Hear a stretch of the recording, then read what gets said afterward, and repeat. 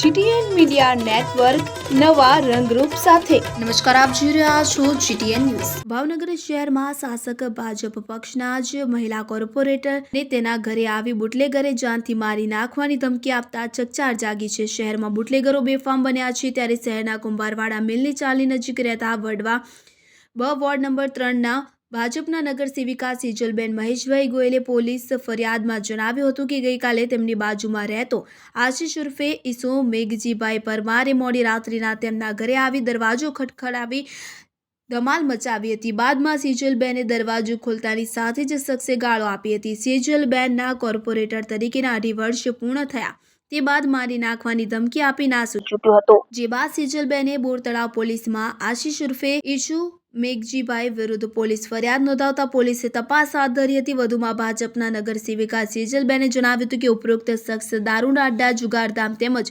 કૂટણખાના ચલાવી લોકોને ગેરમાર્ગે દોરે છે। પોલીસ તેને કંઈ ન કરી શકે, તેને ફરિયાદ કરશો તો તુરંત જ છૂટી જઈશ તેવી ધાક ધમકીઓ આપી સરાજાર રોફ જમાવે છે। મારું નામ ગોયલ સેજલ છે। હું વડવા બની કોર્પોરેટર છું અને 2021માં હું ભાજપમાંથી ચૂંટાઈને આવી ગયેલી છું। બેન, શું બનાવ બન્યો તમારી સાથે? મારા બનાવ એવો બન્યો કે 31 તારીખને રાતે 12 વાગ્યા પછી 1 વાગ્યામાં એ ભાઈ જે આશીષભાઈ મેઘજીભાઈ પરમાર છે ને, એમણે ધમાચકડી બહુ કરી, ખરાબ શબ્દ બોલ્યા ને ઘરે પથ્થરના ઘા આવ્યા ને જોરથી દરવાજા ખખડાયા અને મને જેમ તેમ મારું નામ લઈને ખરાબ શબ્દ કીધા। પછી શું થયું? તમે પોલીસ ફરિયાદ કરી? પછી 100 નંબરમાં ફોન કર્યો, પછી પીસીઆર આવી ગઈ તો સામે વ્યક્તિ બેઠો હતો તો તે છતાં એને ન લઈ ગઈ, તો હું પોલીસ સ્ટેશને પાછી ગઈ। પોલીસ સ્ટેશને મેં જઈને કીધું જ્યાં સુધી તમે એ વ્યક્તિને નહીં લાવો ને ત્યાં હું ત્યાંથી જઈશ નહીં। તો 1 વાગ્યાથી તે 4 વાગ્યા સુધી ત્યાં સુધી હું પોલીસ સ્ટેશને રહી રાતના, અને પછી વ્યક્તિને લઈને આવ્યા।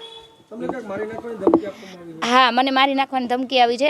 એમ કીધું કે તારા 2.5 વર્ષ પૂરા થાય ને એટલે તને તારા પતિને બધાને ખલાસ કરી દેવા છે, એમ તારા પરિવારને ને એનું કારણ એવું છે કે એ લોકો બુટલેગરો છે ને દારૂનો ધંધો, જુગાર રમાડે છે અને કુટલખાના હાલે છે, અને એમાં એ લોકો વ્યક્તિ એમ કહે છે કે તમે અરજી કરીને રેડ પડાવો છો એમ। અને સ્કૂલમાં દુષ્યંત હતું, એ સ્કૂલ મેં વ્યવસ્થિત કરાવડાવી, સ્કૂલમાં તાર ફેન્સીને એવી રીતે કરાવ્યું એટલે સ્કૂલમાં કાંઈ થાય નહીં, બાળકો માટે મેં બધું વ્યવસ્થિત કરાવડાવ્યું, એટલે એ લોકો મારી ઉપર વધારે ઓલું રાખ્યું છે। હા, મેં અગાઉ હું બારગામ હતી ત્યારે મારા ઘરે મારા નણંદ હતા, ત્યારે એમના ઘરે આવીને છરી, ચાકા ને તલવારને બધું લઈને આવીને મારા નણંદને એમ કીધું કે તારો ભાઈ ક્યાં ગયો, તારા ભાભી ક્યાં ગયા, એમ કરીને એમ કીધું કે તારા ભાઈને ને ભાભીને મારે મારી નાખવા છે, એવી રીતે ધમકી આપીને ગયા હતા, અને ત્યારે મેં ફરિયાદ કરી હતી।